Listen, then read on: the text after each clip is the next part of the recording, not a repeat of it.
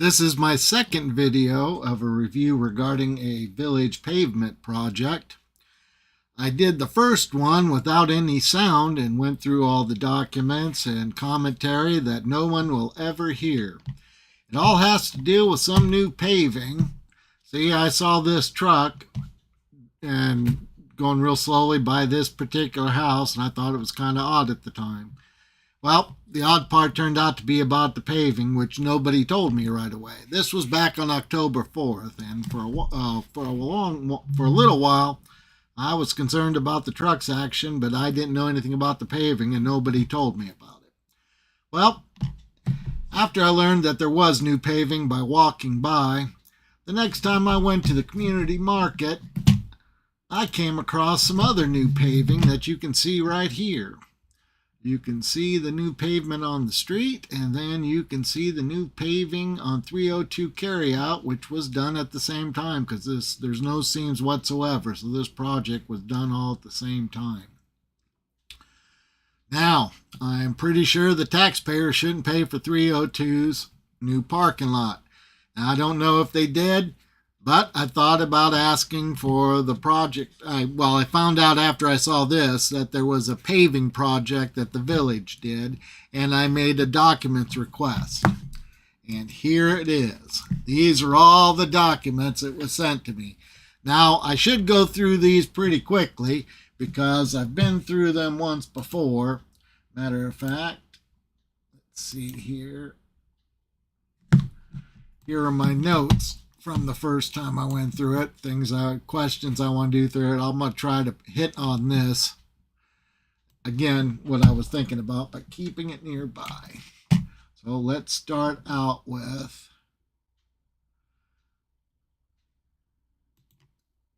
I don't know. Okay, this is just page 101. I think, yeah, it's showing things that have been done in the past, and the brown one showing what they did with this project. Okay, and how do I get out of this? Okay, close it. And then this one is without that part thing, so that's everything 2014 to 2023. And then let's go through these. This is just apparently one page of this. Let's go to the next one. This is just one page. This is bid submission checklist. This is payment specs and bid documentation. And this is the 28 page. And this has a lot about the rules regarding this project.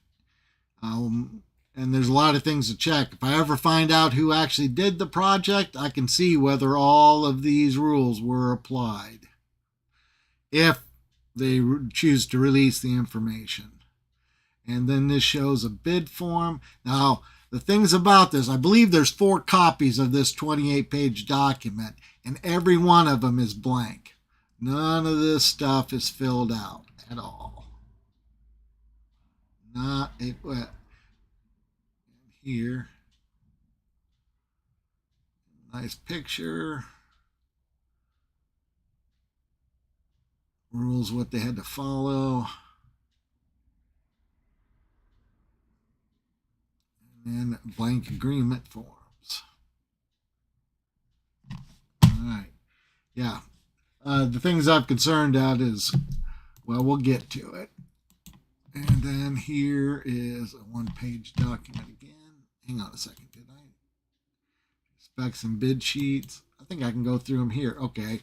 Yeah, here's the publication. The only thing I noted about this is that it was in Kenton, and I thought there was an Ada Herald. Now, there may be regulations I don't know about. It must be in the county, so everybody in the county knows about it. I'm not exactly sure. I think this is one of the things that are more 20th century law that needs to be updated, because how many people, I mean, what's the circulation now of this paper? I mean, who's looking for these bids? Okay, I think we can continue on. All righty. Now here's where I did find the 3 things that made the bids.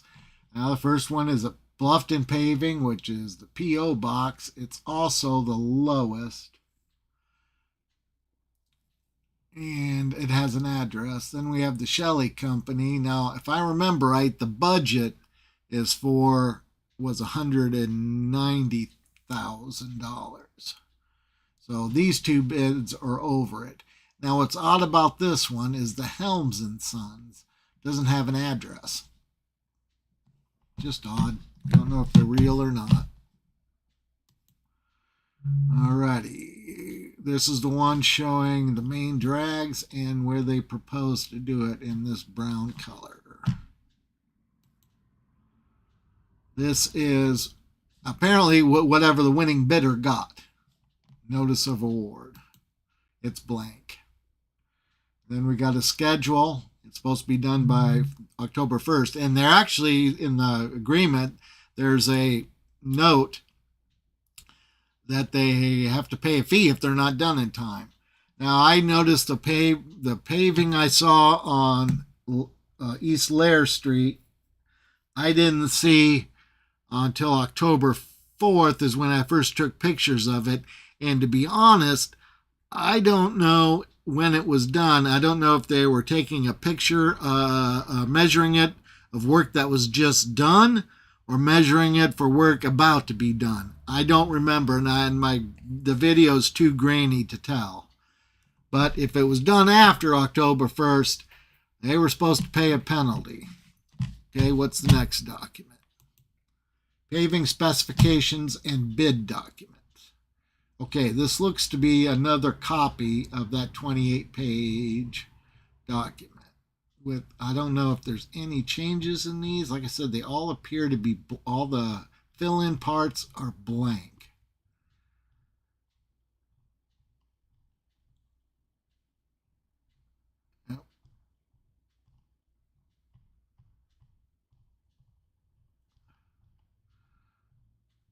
Yep, all the fill-in portions are blank.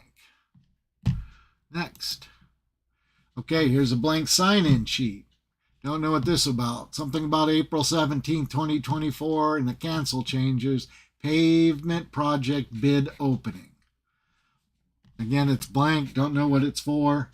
That's one of the questions I plan on asking when I reply to Mr. Hall. Yep, Jamie Hall. There's his name. Here's a single picture of the agreement. Again, it's blank. Doesn't say who got it, who signed the agreement.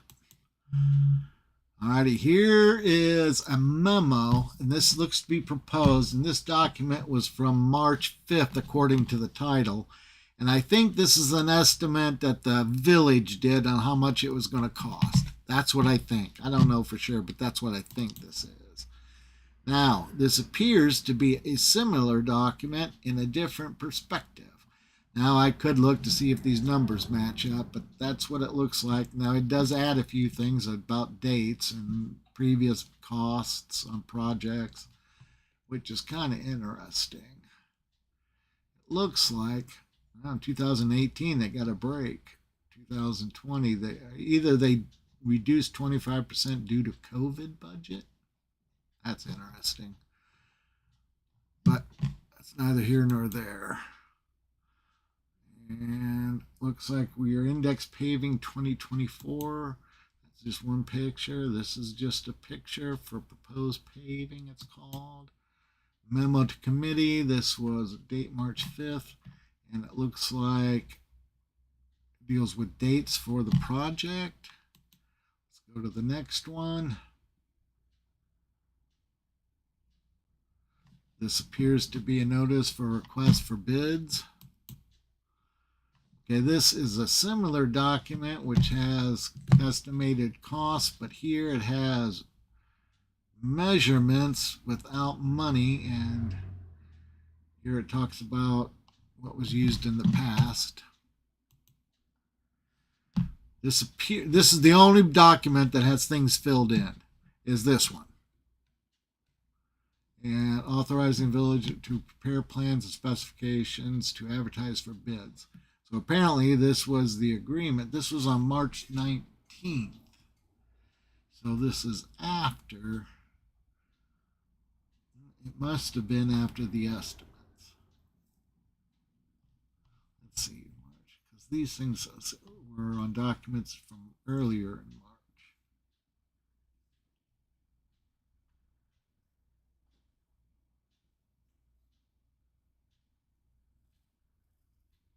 Okay, this is interesting. Section 2.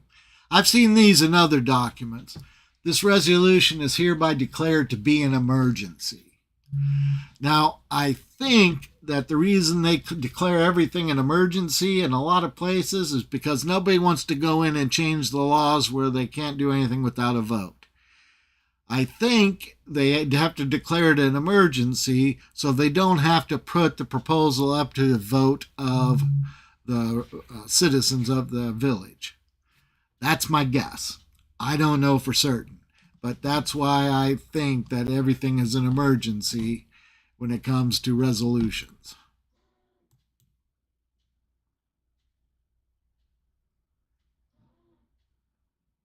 All right. Okay, I've mentioned this. This is like in a revision. I don't know if it's to cost. Revised cost to reflect actual measurements taken on 3/20. This document was taken on 3/21. So apparently they made changes after they actually measured it. Now that's where I am interested. Whether the measuring I saw on October 4th was for this project, or if it was after the project was done. If it was before, well, somebody owes folks money or weren't paid what they were told. I don't know. Like I said, I don't know when it was done. I didn't even notice it was new paving on the 4th. This is a picture of everything up to and including the projected. This is a picture without the projected. And that, I believe, is the last document. Let me go back. Yep, it is. Alrighty, well, went through it a lot quicker. The last time I did it, I went over at 40 minutes, but I was creating notes. All in all, mostly my review is this. I got the following questions. Of those 4 companies, are they real or not, and who won? Is there any relationship between the village administration and 302 carryout? Now, there is a couple other areas, or at least one other area, private area that was done. I believe Mr. Hall mentioned it to me on phone. The problems with all the documents being blank. I don't know why there was 4 copies of that 28-pager, or maybe it didn't show it to me when I went through it that way because it recognized it as copies. But the first time it looked like there were copies, and here it looks like there are repeats in the titles. Was the project done in time? I mean, yeah, what's up with that blank sign-in sheet for April 17th? The memo paving, there was a document that's submitted for approval, doesn't have any mention of the actual contractor. Hang on a second. Let me pull that up because I don't think I went over it. Let me find that document. Committee memo paving. Here it is, this one.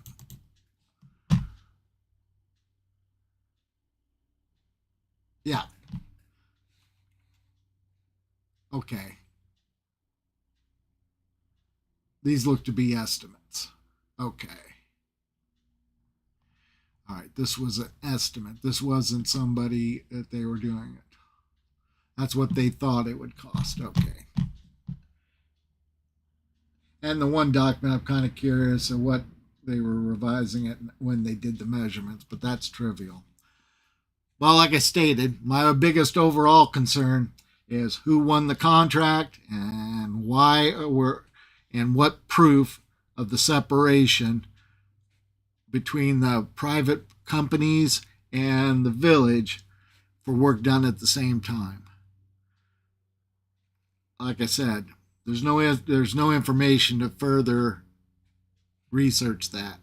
All this is a list of things about the project, some details about it, what their measurements were, but I'm interested on who got paid, how much they got paid, whether or not the terms of the contract were fully adhered to, whether or not the contractor that won actually met all the requirements in the contract, because there were several pages of requirements regarding insurance, what they had to do, all of that. I didn't care much about the new pavement. I just thought, I just came across it. That's it. Somebody could have told me about the paving when I first noticed something amiss on the 4th, but this has snowballed to me taking a look in deep to what they're doing in this little village. I'll let you know. If I find out that somebody did get something they shouldn't have, maybe it won't happen again. Y'all have a great day.